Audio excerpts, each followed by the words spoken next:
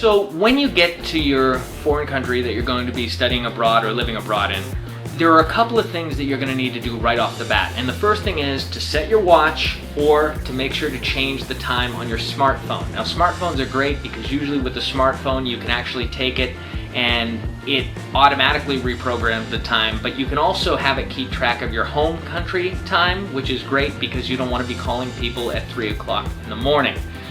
The other thing is you're going to have to get used to military time some places in the world. Here in France, I'm not used to 2 o'clock being 1400. So make sure you have an idea of what time it's going to be. A really simple trick for that is just go to Google search and maybe even another internet search. What time is it blank? Wherever country you're going to, hit it in there, and that's a good way I was able to keep track with things. Another thing, speaking of cell phones, when you get to the country, ask someone or look it up before you go. Find out what the emergency numbers are. I'm a bad example. I don't even know if 911 works for France. It might be a different number. I'm not sure. Internet, cell phone, banking, try and get those things done. I recommend if you can find a friend who speaks your language and the native language, offer them dinner and have them come with you to help you get your bank account set up, to help you get all sorts of different important things. Cell phone and internet are really important so you can keep track with other people as well. So find a way to get those things all taken care of as fast as possible. Another thing to do is when you get to your location, you're going to have to work out transportation and you're going to need a way to get around. If you can get a car, cars are expensive, especially here in Europe. They may not be fully available in other countries. Gas is outrageous in France, and if you come here, you're paying by the liter versus the gallon, what you're used to in the US. So it looks cheaper, but it's actually more expensive because it's about 4 liters for every 1 gallon, and it turns out to be very, very high in price. I recommend if you're going somewhere in Europe, get a bicycle. Everybody here does it. It's great exercise, and other than the initial cost of the bicycle and a repair here or there, it's very, very good to do. If not a bicycle, get yourself a bus pass. Find out how long you're staying. Usually the country you're going to, if it's for tourism or if you're going to be living there, they offer long stay deals. If you want to use the bus more than once, try and find out those, or you're going to be overpaying for each individual trip you're going to make. So try and find out if they offer deals for multiple days or things like that. That's your best bet.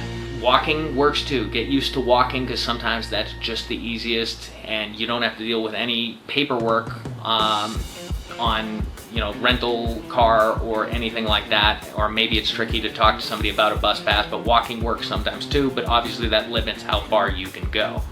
And the last thing to talk about here is when you are settled your first day and you have a lot of things going, remember to relax. You're not going to learn every single thing. I'm sure there's things I'm forgetting that you're not going to know right off the bat. So relax. There's going to be complications. You're not going to understand everything. I still don't understand everything. I'm not fluent in French, but I'm getting there. Learn as much as you can each day. Try and do what the locals do. Watch the locals and see how they act, and that will help you out. So when you're in whatever foreign country you're going to, it's best to try and start studying the language a little bit before. I know time is always limited, but if you can walk into your foreign country with about 30 key phrases, you're going to be doing well. It's going to be a lot less stress. Learn things like, where's the bathroom? I would like to buy this. How much is this? Things that you're going to use every day. Don't worry about mastering a language. That'll come with time. But try and remember, get a list of, like I said, 30, 20, anything, even 10 basic things that you think you're going to need to say. Where is this? How do I get there? All of those are good things you're wanting to know.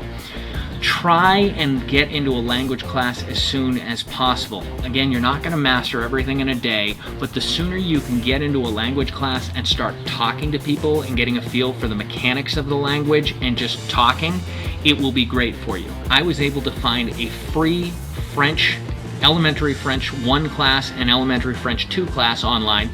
Just do a Google search. type in OpenCourseware and you should find some free ones. There are some sites that allow you to talk with people who maybe want to learn English and want to work on their French, so try and find those out. Other than that, there's always plentiful classes offered wherever you're going to try and learn the foreign language, and that might be a good route too. If you're immigrating to a country or in a study abroad program, check either the International Students Office or check the Immigration Office, and they may even offer free classes. Now that's awesome. If they're going to offer free classes, that means no money spent out of your pocket. No idea how good they'll be, but it's something. And so you can do that too. There's thousands of things you can say in any language, but try and learn the most important things first.